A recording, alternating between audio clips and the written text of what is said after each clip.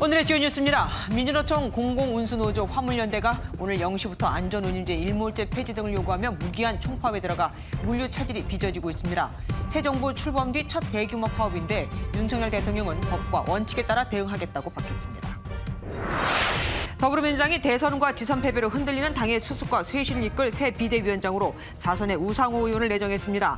국민의힘에선 이준석 대표가 띄운 혁신위와 우크라이나 방문 등을 두고 중진들이 공방을 벌이면서 당내 주도권 경쟁이 본격화하고 있습니다. 북한의 무더기 미사일 도발에 맞서 대응 사격에 나섰던 한미가 이번엔 무력 비행 시위를 벌였습니다. 북한이 가장 두려워하는 최첨단 스텔스 전투기 등 한미 전투기 20대가 서해 상공에 출격했는데 한미는 북한이 핵실험에 나서면 추가 제재도 검토하겠다고 밝혔습니다. 반도체 관련 부품 회사의 전 대표가 다른 경쟁사로 옮긴 뒤 기존 회사와 똑같은 제품을 만들어 경찰이 강제 수사에 착수했습니다. 고소를 당한 경쟁사의 고객사인 삼성전자는 선처를 바란다는 탄원서를 써준 것으로 알려져 논란이 일고 있습니다. 개편 뉴스7 특집엔 6.1 지방선거에서 압도적인 표차로 최초 4선 서울시장 자리에 오른 오세훈 서울시장이 출연합니다. 향후 4년 서울의 청사진과 정치적 행보 등을 직접 들어보겠습니다. 내일부터 코로나19 미접종자는 해외에서 입국할 때 격리가 면제되고 서울 지하철은 평일 새벽 1시까지 심야 운행이 재개됩니다. 당국은 내일 세계적으로 확산하는 원숭이 두창을 2급 감염병으로 지정할 방침입니다.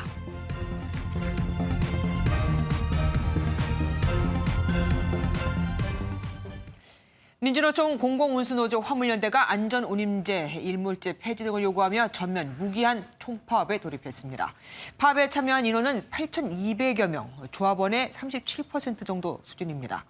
윤석열 대통령은 당선되기 전부터 친기업적인 태도를 보여왔죠. 이번 정부 첫 대규모 파업인 만큼 윤 정부의 노동 정책을 가늠해 볼 수 있을 것으로 보입니다. 첫 소식 전남주 기자가 준비했습니다. 수많은 화물차들이 의왕 내륙 컨테이너 기지 주변에 모였습니다. 총파업을 위해 멈춰선 화물 차량인데 일부 도로까지 점령했습니다. 민주노총 공공운수노조 화물연대가 오늘 0시부터 전면 무기한 총파업에 돌입했습니다. 전국 16개 지역에서 동시다발적으로 열린 출정식에는 조합원 2만 2천여 명 가운데 37%인 8,200여 명 정도가 참석했고 정부를 강하게 규탄했습니다. 피와 눈물로 남는 안전운임제를 윤석열 정권이 파풀내려고 하고 있습니다. 윤석열 정부는 지금 우리에게 협박만 하고 있습니다. 화물연대는 안전운임제 일몰제 폐지와 안전운임 전 차종, 전 품목으로의 확대, 그리고 운송료 인상 등을 요구했습니다. 출정식 이후 화물연대는 화물차들이 의왕 컨테이너 기지와 평택항 등에 들어가지 못하도록 봉쇄하는 방식으로 투쟁을 이어나갔습니다. 윤석열 대통령은 총파업에 돌입한 화물연대에 법대로를 강조하며 강경 대응 기조를 재확인했습니다. 선거 운동할 때부터 법에 따라서 원칙에 따라 대응하겠다고 계속 천명해 왔습니다. 총파업 과정에서 우려했던 큰 물리적 충돌은 없었지만 울산에선 화물연대 조합원 4명이 도로에서 차량 통행을 방해하다가 경찰에 검거되기도 했습니다. MBN 뉴스 전남주입니다. 전국 곳곳에서 물류도 차질이 빚어지고 있습니다. 시멘트를 받아서 수도권으로 뿌리는 의왕만 해도 텅 비었고 때문에 시멘트 공장들은 가동을 멈췄습니다. 주류업계 물류센터도 텅 비어 편의점 업계에서는 소주 1일 발주량을 제한 또는 정지시킬 정도죠. 출하가 중단된 업체들은 대체 운송수당 확보에 나섰지만 이 또한 녹록치 않습니다. 유승호 기자가 취재했습니다. 인천과 경기 일부 지역에 소주를 공급하는 물류센터입니다. 평소 제품으로 가득 찼던 창고는 이렇게 텅 비었습니다. 화물차가 일주일 가까이 멈춘 탓입니다. 화물연대의 파업과 공장 점거로 물류센터로 운송된 물량은 평소의 절반도 안 됩니다. 평상시 한 30에서 40% 정도밖에 안 돼서 매우 힘든 상황이고요. 거래처에서 직접 공장으로 물량을 받기 위해서 지금 직접 가고 있는 상황이고요. 화물연대 파업으로 시멘트 출하량은 평소 10%로 급감했습니다. 국내 주요 시멘트 업체들의 저장소가 몰려있는 의왕 컨테이너 기지는 시멘트 운송이 전면 중단됐습니다. 의왕 기지는 수도권 시멘트 물량의 대부분을 담당하는 곳입니다. 포스코 포항제철소는 하루 물동량 4만 9천 통 중 2만 톤의 출하가 지연될 전망입니다. 정부는 군용 차량을 투입하고 철도에는 시멘트나 컨테이너 화차를 증편하기로 했습니다. 국토부는 아직은 큰 차질이 없다는 입장을 보이고 있지만 파업이 장기화될 경우 산업계 전반에 타격이 불가피할 전망입니다. MBN 뉴스 유승호입니다. 이번 화물연대 총파업의 핵심 쟁점은 화물기사들의 운임비를 비교적 높여주는 안전운임제도입니다. 지난 2020년 시행됐는데 당시 화주들이 부담이 크다고 반발해 올해 말까지만 우선 시행하기로 했던 걸 상설화하고 또 범위도 확대해달라고 요구하고 있는 겁니다. 자세한 내용 박기영 기자가 전합니다. 화물차 한 대가 불길에 휩싸인 채 고속도로를 질주합니다. 주변 차량으로 불이 옮겨 붙으며 도로가 불바다로 변했습니다. 이 사고로 3명이 사망했는데 사고 원인은 1000kg이 넘는 과적과 운전자의 과로가 겹치며 일어났습니다.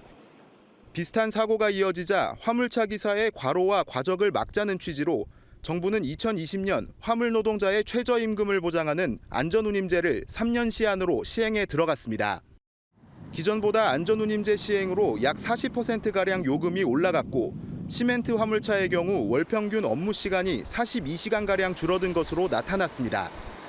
그런데 올해 말 안전운임제 종료를 앞두고 기름값마저 폭등하자 화물연대가 일몰제 폐지와 대상 확대를 요구하고 나선 겁니다.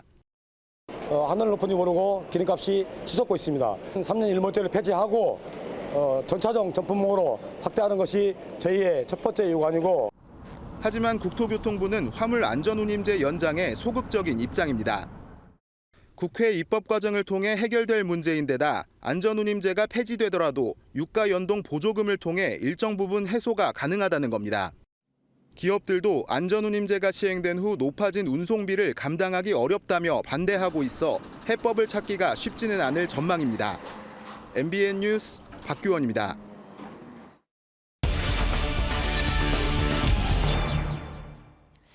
이번 화물연대 총파업은 윤석열 정부가 출범한 지 한 달 만에 벌어지는 대규모 파업입니다.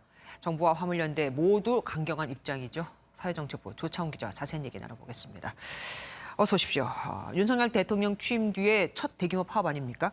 사실 정부하고 노조 간 신경전은 이전부터 팽팽했습니다.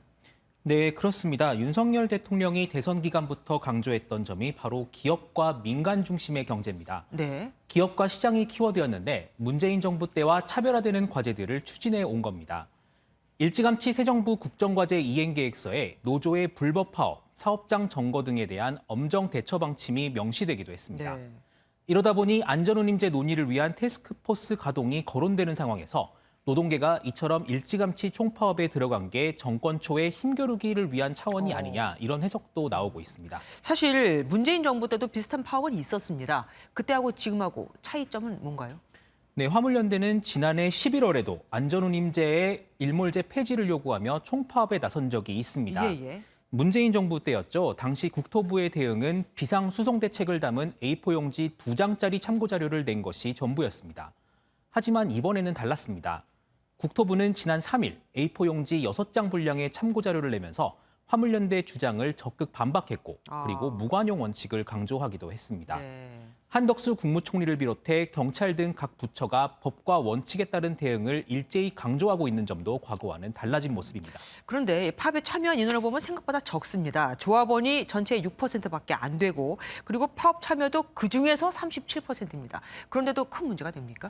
네, 조금 전 국토부가 발표한 자료를 보면 오늘 집회에 참여한 게 조합원의 40% 수준이었다라고 발표를 했는데요. 말씀하신 대로 수적으로는 비율이 적습니다. 하지만 업종에 따라서 나눠보면 컨테이너와 시멘트 화물차주들의 비중이 높습니다. 따라서 좀 전에 보신 소주나 시멘트, 수출업이나 건설업 이런 부분에 대한 피해는 물류 대란이 본격화되면 적지 않을 것으로 예상됩니다. 과거처럼 노조와 경찰이 충돌하거나 물리적 진압에 나설 가능성은 있다고 보십니까?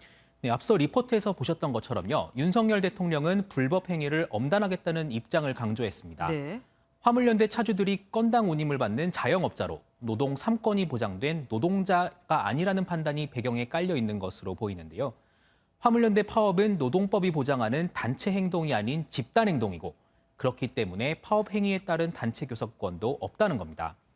결국 안전운임제 연장 문제는 대화를 이어가되 노조 소속이 아닌 화물차를 막는 등 단체 행동에 대해서는 제지에 나설 것으로 보입니다. 결국 문제 해결의 키는 이 안전운임제 연장 여부입니다. 근데 앞서 리포트 잠깐 봤듯이 이 문제는 입법 사항이잖아요. 그럼 국회는 뭐 하고 있습니까? 네, 국회가 지금 말씀하신 대로 연장하려면은 국회의 의결을 거쳐야 합니다. 하지만 논의를 살펴보면은 굉장히 지지부진한 모습인데요. 네. 여당인 국민의힘은 하반기 국회 원구성이 이뤄지면 안전운임제에 대해서 논의해보겠다 이런 입장이고요. 그리고 과반 의석을 가진 더불어민주당은 안전운임 확대 추진 방침을 밝혔지만 지방선거 이후 당내 혼란이 이어지고 있는 상황입니다. 결국 사태 해결의 키인 안전운임제 문제가 풀리지 않으면서 파업이 장기화할 수 있고 정부의 대응에 따라 노동계의 반발이 더욱 강해질 가능성도 제기됩니다. 예, 사태를 악화시켜서는 안 되겠죠. 그러려면 대화를 통한 해법이 제일 중요하고요. 지금까지 사회정책부 조창훈 기자와 함께했습니다. 고맙습니다. 8월 말 전당대회까지 더불어민주당을 수습하고 또 쇄신할 새 비상대책위원장으로 4선의 우상호 의원이 선임됐습니다. 당무위와 중앙위 추인을 거치면 86그룹 맏형격인 우 의원이 2달여간 당을 이끌게 되는 겁니다. 백길종 기자가 보도합니다. 대선과 지방선거 패배로 내분에 휩싸인 더불어민주당이 새 비대위원장으로 4선 우상호 의원을 택했습니다. 비교적 개파색이었고 총선 불출마를 선언해 86 용퇴론에서 자유롭다는 평가가 나옵니다. 아무래도 당내에서 제기되고 있는 몇 가지 갈등 요소를 가장 잘 조정하고 해결할 적임자로 저를 선택한 것이다 저는 이렇게 보고 있고요. 우 의원이 대선 때 총괄선대본부장을 맡아 패배 책임에서 자유로울 수 없다는 지적에 민주당은 별다른 이견 없이 동의를 얻었다고 설명했습니다. 당내 인사가 좋겠다라는 의견이 있었고 또 현역 의원이 조금 더 우세한 그런 의견이 있었고요. 우상호 의원 외에 다른 비대위원 4명도 정해졌습니다. 선수별로 초선은 이용우 의원, 재선은 박재호 의원, 3선은 한정혜 의원이, 원외위원장 가운데에선 김현정 원외위원장 협의회장이 비대위에 합류하게 됐습니다. 청년 여성목 비대위원은 당연직 비대위원인 박홍근 원내대표를 포함해 오늘 내정된 비대위 구성원들 중심으로 추가 논의에 나설 예정입니다. 우 의원을 비롯한 비대위 구성원들은 내일 오후 3시 당무위 등의 추인 절차를 거쳐 본격 활동을 시작할 전망입니다. MBN 뉴스 백길종입니다. 국민의힘에서도 당 주도권을 두고 경쟁이 본격화하고 있습니다. 이준석 대표가 띄운 혁신위와 우크라이나 방문 등을 두고 친윤계 의원들과 공방을 벌이고 있는데요. 이들의 공격이 센지 이 대표는 우크라이나 현지에서도 SNS를 통해 반박하고 있고 선거 때는 쪽쪽 빨아먹더니 이젠 딴 얘기냐는 말까지 나오고 있습니다. 이 대표의 성상납 의혹에 대한 이달 말 윤리위 징계 여부가 분수령이 될 것으로 보입니다. 노태원 기자입니다. 이준석 국민의힘 대표가 자신의 우크라이나행을 자기 정치라고 공격한 친윤계 의원들을 향해 기회주의라고 반격했습니다. 우크라이나에서까지 SNS를 통해 러시아 규탄 결의안 낼 땐 아무 말 없다가 지금 러시아 역성드는 건 기회주의라고 각을 세운 겁니다. 이 대표가 공천제도 개선 등을 내세우며 띄운 혁신위도 갈등 요소가 되고 있습니다. 선거 때는 이준석 대표의 이런 이슈 주도권이 우리한테 도움이 되니까 그거는 이제 쪽쪽 빨아먹다가 선거 끝나고 나서는 자기 정치하는 거 아니야? 이거는 좀 앞뒤가 안 맞는. 2년 뒤 치러질 총선 공천권을 가질 당대표 자리를 둘러싼 경쟁이란 분석이 나오는데 권성동 원내대표는 권력 다툼에 선을 그었습니다. 당 대표나 원내대표는 항상 구성원들로부터 비판받는 자리에 있는 겁니다. 권력 다툼으로 이렇게 비하하는 거는 또 지나친 억측이다. 이런 친윤계와의 갈등에는 이르면 오는 24일 내려질 이 대표 성상납 의혹에 대한 당 윤리 결정이 분수령으로 작용할 것으로 보입니다. 한편 권성동 원내대표는 민주당을 향해 법사위원장을 돌려달라며 원구성 협상을 거듭 압박했습니다. MBN 뉴스 노태현입니다. 윤석열 대통령이 문재인 전 대통령 양산 사저와 보수단체 시위와 관련해 대통령 집무실 앞에서도 시위는 허가되고 있다며 원론적인 입장을 밝혔습니다. 사실상 개입하지 않겠다는 거죠. 민주당은 폭력 시위를 부추기는 거냐며 강력 반발했습니다. 원종희 기자입니다. 윤석열 대통령이 문재인 전 대통령 사저 앞 시위에 대해 법과 원칙에 따라 대응하겠다는 입장을 밝혔습니다. 욕설과 소음 등으로 시위가 과격해지고 있는 만큼 윤 대통령이 직접 나서야 한다는 주장도 나왔지만 개입하지 않겠다는 뜻을 밝힌 겁니다. 대통령 집무실도 시위가 허가되는 판이니까 다 법에 따라서 되지 않겠습니까? 대통령실은 윤 대통령이 참모진에게 시위를 자제했으면 좋겠다는 취지로 언급했다는 일부 보도도 부인했습니다. 그러면서 이미 일부 시위자에 대해 고소가 이루어져 있으니 범법이 있다면 처벌받을 것이라며 원칙을 얘기한 것이라고 덧붙였습니다. 민주당은 윤 대통령이 폭력 시위를 부추기고 있다며 강력 반발했습니다. 욕설과 고성 방가를 용인하고 양산 주민의 고통을 방치해야 한다는 말입니까? 국민의 고통마저 외면하겠다는 대통령의 옹졸함의 극치입니다. 대통령실 관계자는 지자체나 경찰 등을 통해 시위를 자제해달라고 요청했지만 소용이 없었다며 윤 대통령도 답답한 마음에 그렇게 말했을 것이라고 분위기를 전했습니다. MBN 뉴스 원중입니다. 북한의 무더기 미사일 도발에 똑같은 숫자의 미사일로 대응 사격한 한미가 이번엔 F-35A 등 20대의 전투기를 내세워 공중 무력 시위를 벌였습니다. 북한의 7차 핵실험이 임박한 정황이 잇따르고 있기 때문인데 실제로 한미는 북한을 향해 강력한 경고의 메시지도 내놨습니다. 김지영 기자가 보도합니다. 활주로에 일렬로 늘어선 전투기들이 굉음을 내며 이륙하고 서해 상공에서 공격 편대를 이루어 비행합니다. 정밀 유도무기를 장착한 공군의 첨단 스텔스기 F-35A 4대와 미 F-16 전투기 4대가 앞서고 공군의 F-15K, KF-16 전투기도 뒤따릅니다. 레이더에 잡히지 않는 F-35A는 적의 방공망을 뚫고 육해공의 표적을 타격할 수 있어 북한이 가장 두려워하는 무기 중 하나입니다. 합참은 전투기들이 서해상 공역에서 공격 편대군을 형성해 적 위협에 압도적으로 대응하는 비행을 했다고 설명했습니다. 이처럼 한미 군 당국이 북한의 도발에 강력 대응하는 건 7차 핵실험이 임박했다는 징후가 속속 포착되고 있기 때문입니다. 서울에서 만난 한미 외교차관은 북한의 7차 핵실험에 대해 국제사회와의 공조를 통한 강력한 경고 메시지를 내놨습니다.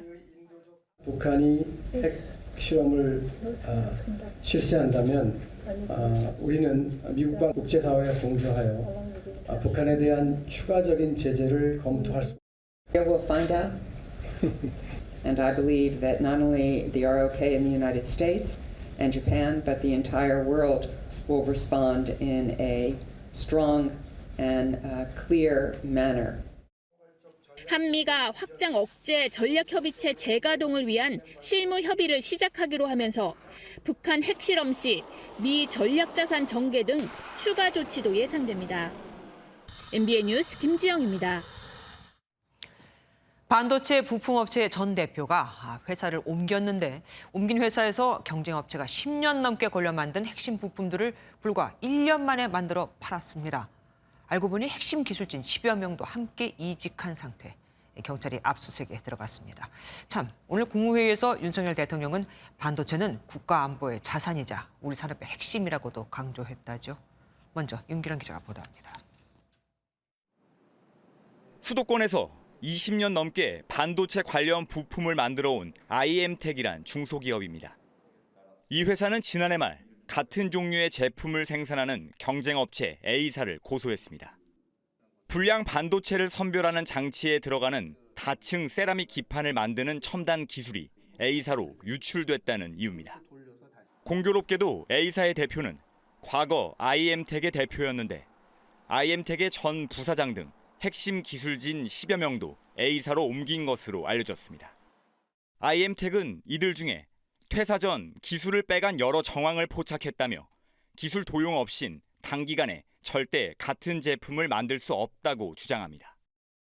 원재료나 레시피나 그다음에 온도 소송에 관련된 부분이 다 틀리거든요. 공정도 다르게 나올 수밖에 없는 게 맞는 거고요. 근데 컨트롤 C, 컨트롤 V. 고소를 당한 A사 측에선 해당 기술이 IM텍의 독자 기술이 아닌 이미 공개된 기술이라고 반박합니다. A사 대표는 IM텍 대표 시절 해당 기술을 직접 일본에 가서 가져왔다고 주장한 것으로 알려졌습니다. 취재진이 이런 내용과 관련해 수차례 구체적인 답변을 듣고자 했지만 A사는 취재에 일절 응하지 않았습니다. 기술 유출 혐의가 상당 부분 인정된다고 보고 강제 수사에 돌입한 경찰은 최근 이 업체를 압수수색한 것으로 확인됐습니다. 법원도 A사 등을 상대로 영업비밀 침해 등으로 낸 손해배상 소송에서 최근 3억 원의 가압류를 결정하며 IM텍의 손을 들어줬습니다. MBN 뉴스 윤기란입니다. 기술 유출 혐의로 압수수색을 당한 업체의 모 기업은 삼성전자의 고객사입니다. 삼성전자는 여기 지분도 갖고 있죠. 그런데 삼성 측이 선처를 바란다는 탄원서를 써준 것으로 확인이 됐습니다. 삼성 측의 공식 답변은 그런 적이 없다지만요.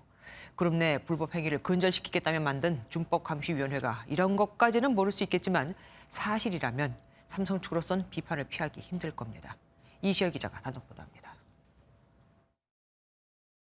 기술 유출 혐의로 압수수색을 당한 A사의 모기업인 B사는 반도체 부품 등을 만드는 중견업체입니다.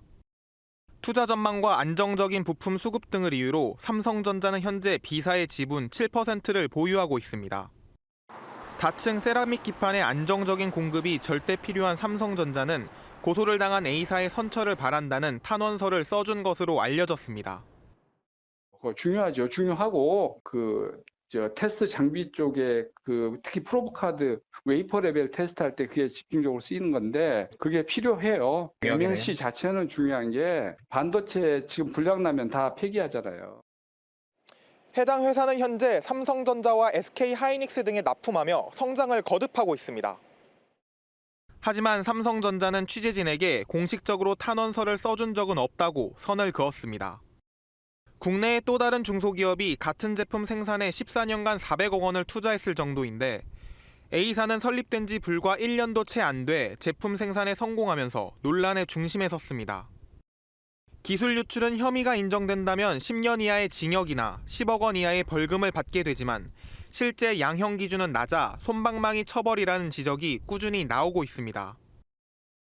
이 사건 자체에 대한 심각성과 기업의 존폐 가능성에 영향을 미치는 그런 것으로 봐야 되지 경제적인 관점에서만 판결하기 때문에 그 양형이 조금 낮아지는 게 현실이고. 현재 IM텍은 A사의 제품 출시 이후 매출이 30% 이상 떨어져 회사의 존립을 걱정해야 하는 상황입니다. MBN 뉴스 이시열입니다. 오토바이를 타고 무리지어 다니는 걸 때로 드라이빙을 하고 다닌다고 해서 속칭 떼빙이라고 합니다. 부산 도심에서 번호판도 없는 오토바이로 터널을 역주행하고 경찰이 보는데도 교차로를 빙빙 돌며 위험천만한 떼빙을 한 폭주족이 무더기로 붙잡혔습니다. 박상호 기자가 보도합니다. 오토바이 한 대가 터널을 쏜살같이 내달립니다. 잠시 뒤 오토바이 10여 대가 지그재그로 고개 운전을 하며 뒤따라갑니다. 난폭 운전을 하던 오토바이가 넘어져 뒤따르던 차량과 부딪힐 뻔한 아찔한 상황이 벌어지고 터널은 순식간에 아수라장으로 변합니다. 그런데도 이들은 아무렇지 않은 듯 역주행해 터널을 빠져나옵니다. 이번에는 도심에 나타난 오토바이 무리. 사이렌을 울리며 교차로를 빙빙 돌기 시작합니다. 쳐다보고 있는 경찰관을 비웃기라도 하듯 차량 사이를 오가며 난동을 부리더니 줄줄이 도로를 가로질러 달아납니다.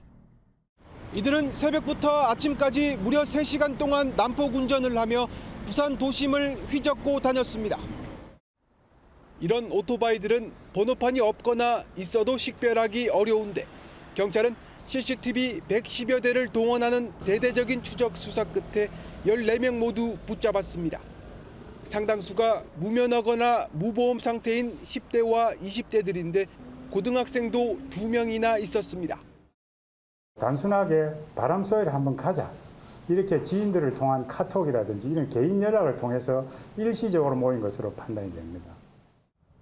경찰은 이들을 도로교통법상 공동위험행위 등의 혐의로 불구속 입건하고 폭주족 단속을 강화하기로 했습니다. MBN 뉴스 박상호입니다.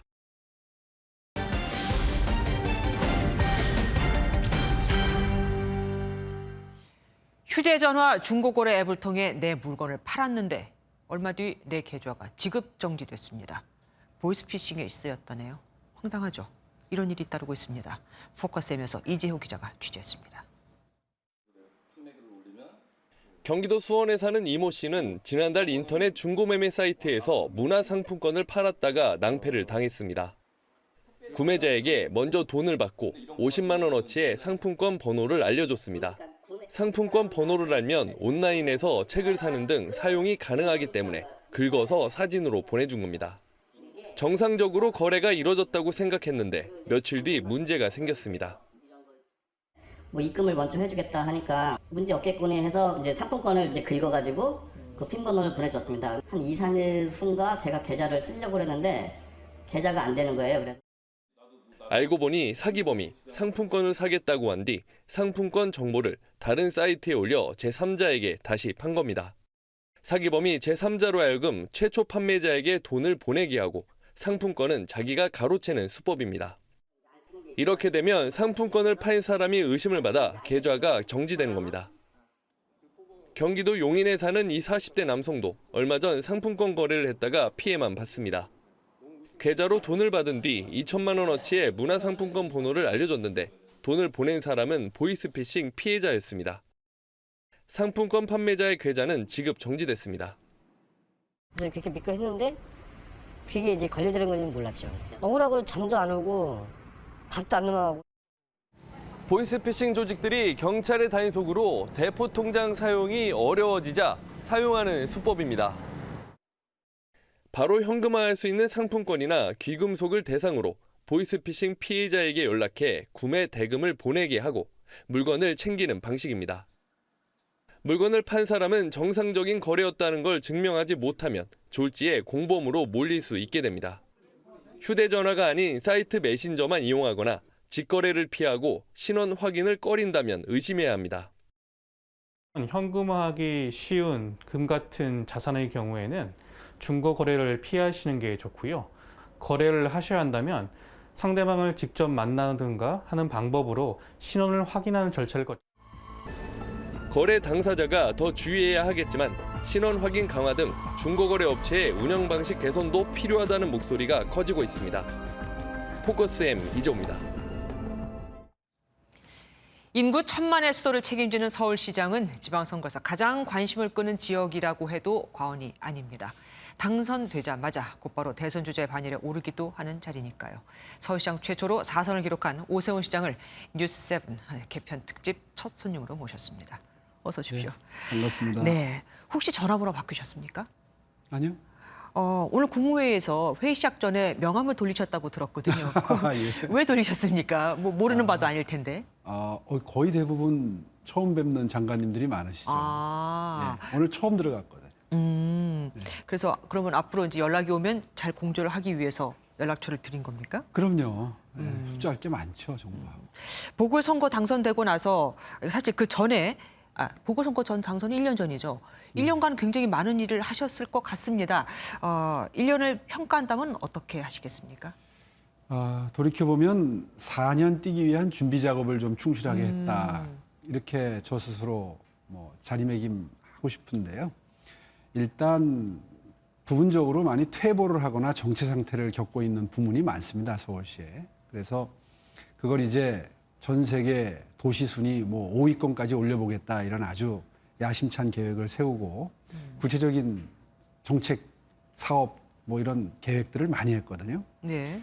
근데 이제 지난 연말에 예산에 일부 반영이 되기도 했지만 사실 민주당 다수의 시의회이었기 때문에 뜻대로 안 된 것들도 꽤 있습니다. 이제 올해부터 본격적으로 시동을 걸어야 되는데 작년에 그 비전 2030이라고 해서 큰 틀에서의 계획을 세우고 또 사업 시작하고 한 것들 이제 올해부터 본격적으로 좀 할 수 있는 기반을 만들었다 이렇게 볼 수 있고요. 또 하나는 큰 틀에서는 서울시 바로 세우기라고 저 스스로 명명했던 것처럼 그 시민단체를 자처하지만 사실은 관변단체적인 성격이 강하죠. 서울시에 예산 없으면 한 달도 버티지 못하는 단체들이니까요. 이제 그런 곳에 인건비로 흘러 들어간다든가 이렇게 좀 제 입장에서 보면 좀 비효율적이고 잘못 쓰여진 예산들이 꽤 있었거든요. 그런 걸 대폭 줄이고 민생에 도움이 되는 또 어려운 분들 돕는 데 쓰는 예산으로 많이 이제 바꾸고 싶은데 그것 역시 작년에 정지 작업을 좀 했습니다마는 뜻대로 다 못했습니다. 그게 이제 올해부터 좀 본격화되겠죠. 예. 그럼 지금 말씀하신 것 중에서 가장 시급하게 추진할 사업은 뭐가 있을까요? 아무래도 이제 시의원도 이제 많이 네. 같은 당이 되셨으니까. 뭐니 해도 민생, 첫째도 민생, 두 번째도 민생이 되겠습니다마는 그것 외에 방금 전에 말씀드렸던 서울시 바로 세우기 같은 경우에 예산을 좀 대폭 절약을 해야 어려운 분들 돕는 예산으로 쓸 수 있지 않겠습니까? 네. 그런 의미에서 그 시민단체 출신 인사들이 서울시의 위원으로 들어와서 돈 나눠주는 거를 본인들이 좌지우지하는 영향력을 행사한다든가 구조가 지금 그렇게 돼 있습니다. 네. 이제 그런 것들을 이제 조례부터 좀 바꾸고 그래서 이제 시의회의 도움이 네. 필요했던 건데요. 이제 7월부터 그게 가능해지겠죠. 그리고 아파트 재개발, 재건축 문제는 뭐 지금 추진을 하고 계시다고 들었습니다만 집값 상승 문제와 맞물려서 좀 어려운 문제 아니겠습니까? 그렇습니다. 앞으로 어떻게 또 추진하실 건지요? 사실 큰 선거를 이제 대선을 치른 지 얼마 안 됐고 그래서 대선 때 워낙 그 부동산 관련 공약들이 쏟아지다 보니까 부동산 시장을 좀 자극한 측면이 있습니다. 그래서 네. 작년 연말까지 조금 안정화되던 부동산이 조금 좀 불안정해졌죠. 네. 그래서 올해 들어서는 좀 속도 조절을 했는데요. 이제 좌고우면하지 않고 신규 주택을 많이 공급할 수 있는 재개발, 재건축, 또 모아타운이라는 게 요즘에 굉장히 그 현장에서는 아주 뜨거운 환영을 받고 있습니다. 모아타운이요? 예, 모아타운이라고 쉽게 말하면 이런 겁니다. 집을 한 채 허물고 한 채 지으면 주차시킬 공간이 안 나와서 1층에 기둥 세우고 거기다가 자동차 파킹하잖아요. 네네네. 근데 4채를 같이 허문다, 10채를 같이 허문다. 그러면 지하 주차장을 만들 수 있지 않습니까? 그런 원리입니다. 그래서 네. 지금 다세대, 다가구, 단독주택 밀집 지역의 경우에는 주차장도 턱없이 부족하고 녹지 면적도 거의 없거든요. 네네. 그걸 이제 모아타운, 모아주택 개념을 도입을 해서 10만 제곱미터 이하의 경우에는 미니 재개발이 가능한 거죠. 쉽게 얘기해서. 그렇게 네. 되면 녹지 면적도 대폭 늘릴 수 있고 지하를 활용해서 주차 공간을 확보할 수가 있다 보니까 아주 뭐 여기저기서 그거 하겠다고 지금 신청이 쇄도하고 있습니다. 신통기획도 좀 반응이 좋던데 네, 그렇습니다. 그럼 둔촌 주공아파트 문제는 어떻게 처리를 하실 건가요? 신통기획하고는 그거는 이제 조금 상관이 없는데 어쨌든 차례대로 말씀드리면 신통기획은 과거에는 재개발, 재건축을 하는 경우에 한 7년에서 10년 정도 걸리던 것을 오래 걸렸죠. 그 신속통합기획이라고 해서 뭐 환경심의, 교통심의, 건축심의 이런 걸 순차적으로 하던 걸 합해서 하면 기간이 줄어들면서 신속하게 되겠죠. 그래서 신속통합인데요. 네. 지금 이루어지고 있는 53개 재건축, 재개발 지구의 경우에는 신통 그 기획을 적용을 해서 지금 속도가 붙기 시작했고요. 둔촌주공의 경우에는 그것과는 무관하게 이제 조합과 시공사 간의 이제 공사 대금을 놓고 벌이는 분쟁입니다. 네, 원가 상승으로 인해서. 그것도 원인이죠.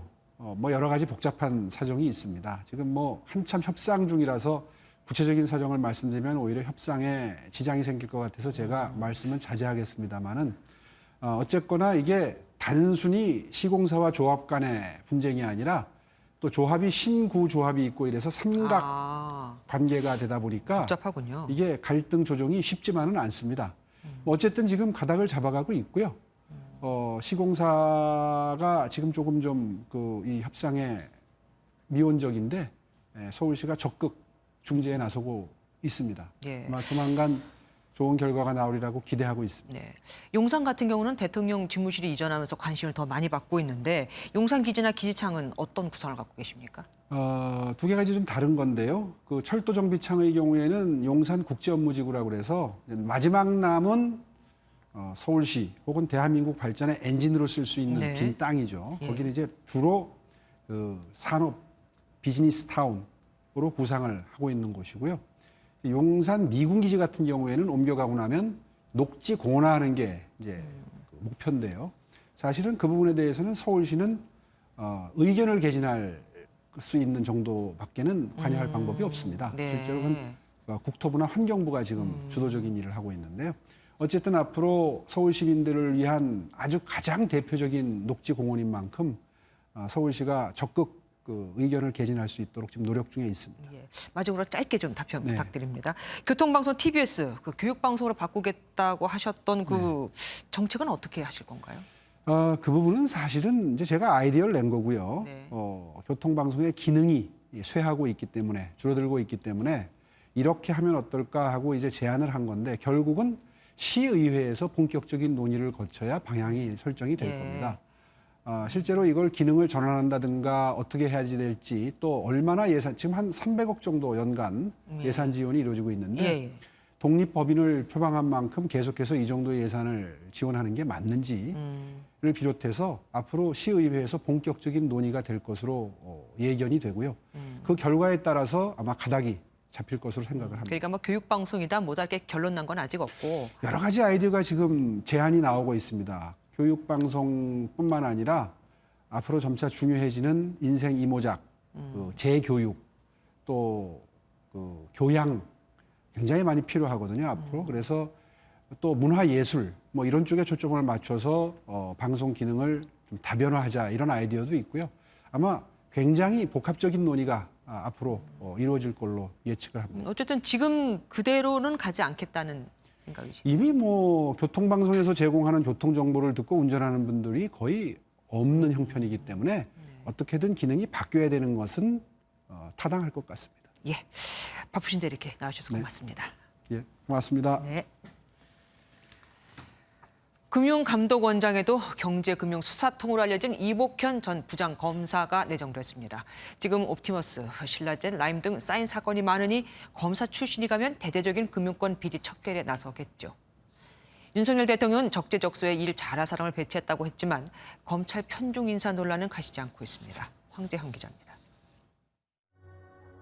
신임 금융감독원장에 서울중앙지검 경제범죄형사부장 출신의 1972년생 이복현 전 북부지검 부장검사가 임명됐습니다. 이 신임 원장은 공인회계사 출신 검사로 삼성 바이오로직스 수사는 물론 현대차 비자금, 론스타 헐값 매각 사건을 담당했으며 지난 4월 민주당의 이른바 검수완박 법안에 항의해 사표를 냈습니다. 검찰 출신 원장은 1999년 금감원이 설립된 이래 처음입니다. 법무부 장관과 국정원 기조실장, 금융감독원장에 이어 차기 공정위원장도 검사 출신 내정설이 돌면서 윤 대통령의 숨은 의도에 관심이 쏠리고 있습니다. 우리 인사 원칙은 적재적소에 유능한 인물을 쓰는 원칙입니다. 정치권 일각에서는 문재인 정부에서 발생한 라임 옵티머스 펀드 사태를 비롯해 주가 조작 등 대규모 금융 의혹에 대한 철저한 검증이 이루어질 수 있다는 관측이 나오고 있습니다. 정보의 독점을 넘어 민생 현장까지도 검찰이 장악하여 검찰공학을 만들겠다는 선전포고와 다름없을 것입니다. 이런 가운데 윤 대통령은 금융위원장에 김주현 여신금융협회장을, 산업은행장에 강석훈 전 경제특보를 내정했습니다. 또 주일대사에 윤덕민 전 국립외교원장, 주중대사에 정재호 서울대 정치외교학부 교수, 주러대사에 장호진 한국해양대 석좌 교수를 임명하며 전문가 중심의 4강 대사 임명을 끝냈습니다. MBN 뉴스 황지현입니다. 윤석열 정부의 고위공직자 인사 검증을 맡게 될 법무부 인사정보관리단 초대 단장에 박행렬 인사혁신처 부장이 임명됐습니다. 한동훈 장관 말대로 비검찰 출신이 임명된 건데 민주당은 현직 검사 3명이 관리단에 합류한 걸 두고 역시나라며 비판했습니다. 어쨌든 곧 있을 경찰청장 후임 인사가 첫 검증 대상이 되겠죠. 서영수 기자입니다. 한동훈 장관 직속인 법무부 인사정보관리단이 공식 출범하고 본격적인 업무에 들어갔습니다. 검사 3명과 일반 부처 파견 인력 13명 등 총 17명 규모입니다. 관심을 모았던 초대 단장에는 검사 출신이 아닌 박행렬 인사혁신처 리더십 개발부장이 임명됐습니다.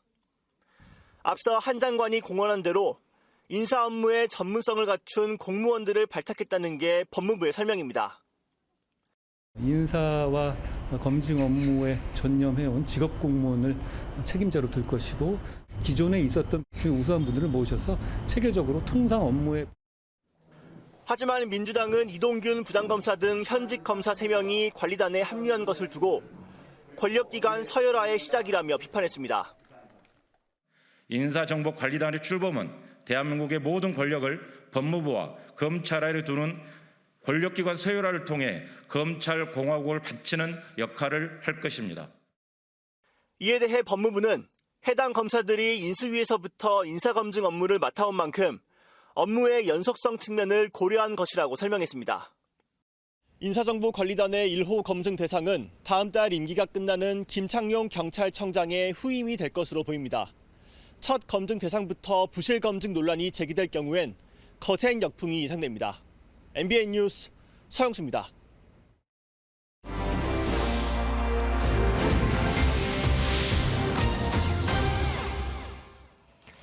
아침에 일찍 일어나기, 짧은 거리는 자동차 대신 걷거나 자전거 이용하기, 급정거, 급가속하지 않기. 이렇게 일상을 담담하게 보내면 보상을 받을 수 있다는 걸 아십니까? 일명 리워드 경제라고 합니다. 바른 습관이 돈이 되는 시대를 최은미 기자가 취재했습니다. 지하철과 공용자전거를 이용해 출근하는 정재엽 씨. 직접 차를 운전해서 오는 김동아 씨. 한 정거장 먼저 내려 걸어오는 안영준 씨. 각기 다른 방법으로 출근하지만 공통점이 있습니다.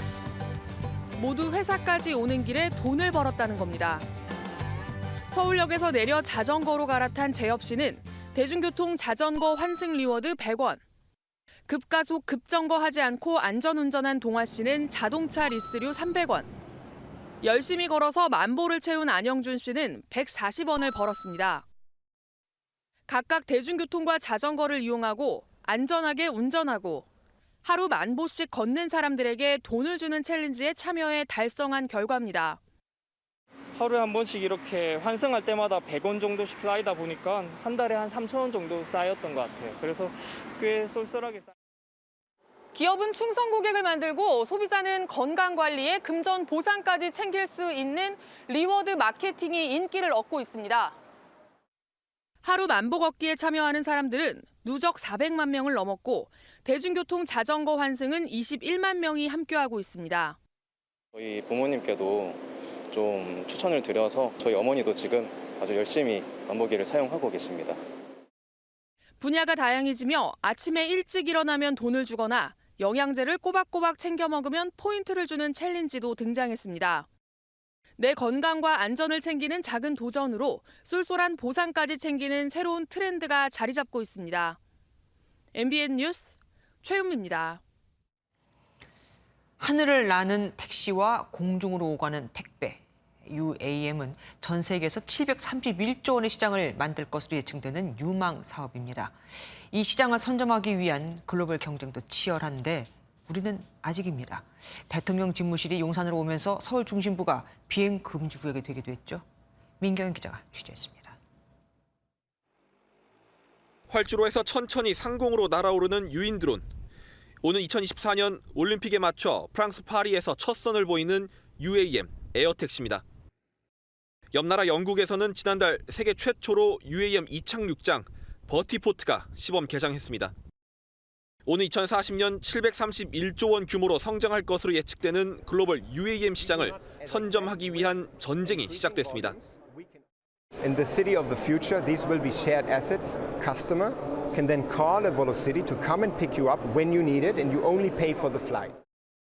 우리나라도 2025년 UAM 상용화를 목표로 하는 KUAM 실증 사업에 현대차와 SK, 롯데 등 50개 기업이 참여하는 등 관심이 뜨겁습니다. 하지만 UAM 기체를 개발하는 국내 기업의 수는 선진국에 비하면 3발의 피, 기술 수준 역시 60에서 70% 정도에 불과합니다. 인프라 구축도 아직 물음표입니다. 상용화를 3년 앞둔 지금도 국내 버티포트는 착공은커녕 부지 선정조차 제대로 이뤄지지 않고 있습니다. 얼마 전 현대차가 서울역 인근에 있는 이 대형 호텔을 허물고 UAM 버티포트를 짓겠다고 발표했는데요. 지금까지 구체적인 장소가 발표된 버티포트 부지는 이곳과 김포공항뿐입니다. 이마저도 대통령실이 용산 국방부로 이전하며 서울역 인근 지역 대부분이 비행 금지 구역으로 묶여 관련 부처와 추가 논의가 필요한 상황입니다. 아직은 산업 형성 초기 단계로 국제 경쟁력이 취약한 상황입니다. 그래서 정부의 투자 지원이 무엇보다 중요하고요. 특히 배터리와 ICT 등 우리나라가 강점을 가진 분야를 중심으로 UAM 산업 육성 전략을 짜야 한다고 조언합니다. MBN 뉴스 민경영입니다.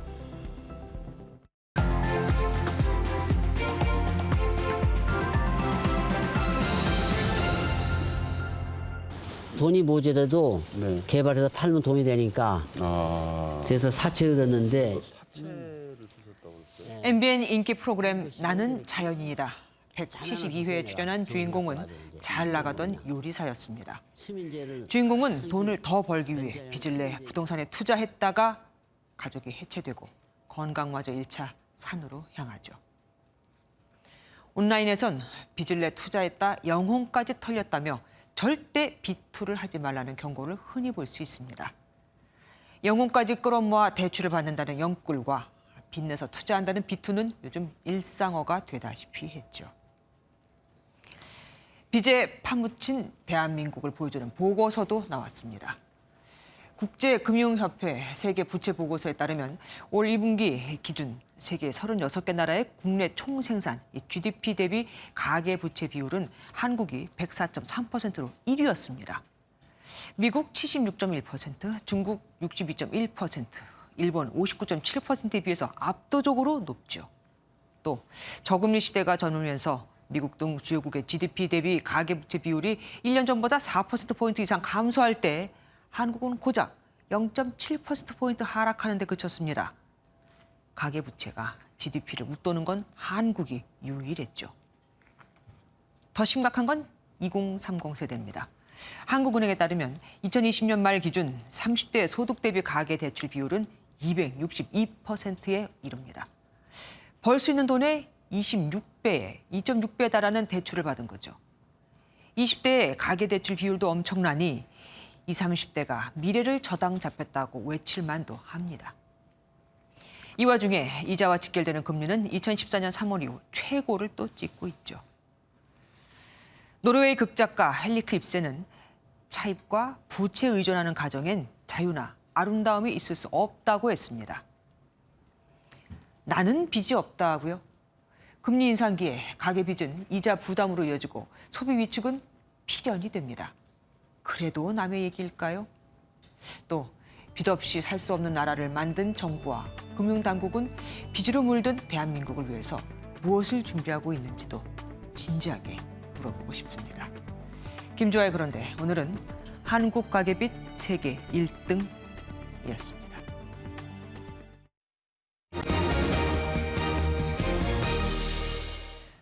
코로나19 확진자가 오미크론 변이 유행 전인 1월 수준으로 뚝 떨어지면서 남은 방역 조치들도 속속 해제되고 있습니다. 내일부터는 백신 미접종자도 해외에서 입국할 때 음성이 나오면 7일간의 격리가 면제됩니다. 서울 지하철도 새벽 1시까지 심야 운행이 재개되죠. 조희루 기자가 보도합니다. 오늘 코로나19 신규 확진자는 6,172명으로 사흘 연속 10,000명 이하를 기록했습니다. 연휴 효과 때문으로 분석되지만 확산세는 오미크론 유행 이전 수준으로 낮아졌습니다. 감소세에 발맞춰 내일부턴 백신 미접종자라도 해외에서 입국할 때 7일 격리가 면제됩니다. 입국 전후 검사는 현행 2회로 유지됩니다.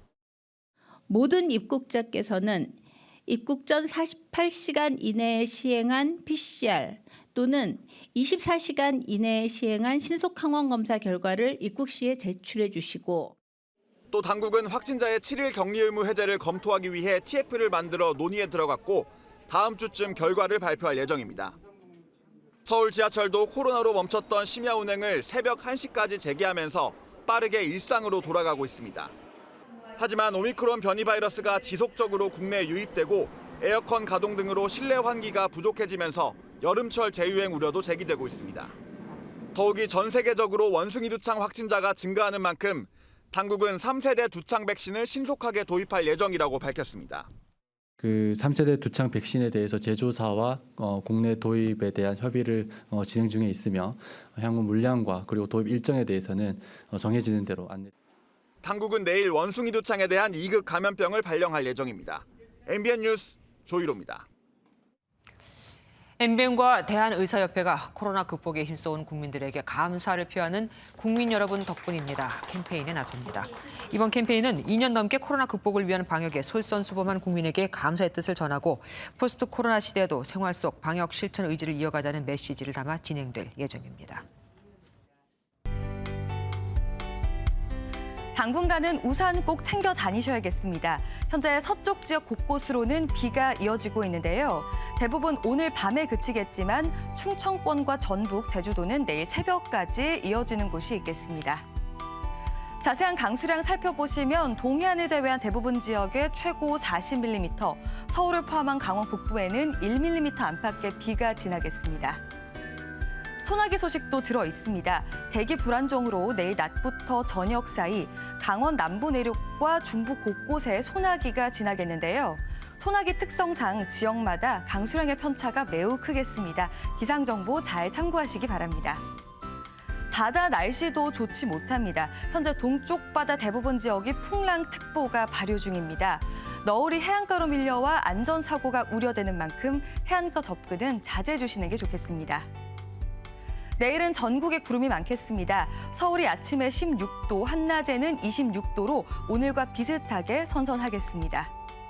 남부지방은 광주가 25도, 부산이 22도로 오늘과 비슷하거나 약간 더 높겠습니다. 내일 오전까지 강원 산지에는 짙은 안개가 끼는 곳이 있겠고요. 한낮 기온은 20도 안팎에 머물겠습니다. 다가오는 목요일 전국에 또 한 차례 비 소식 들어 있습니다. 날씨였습니다.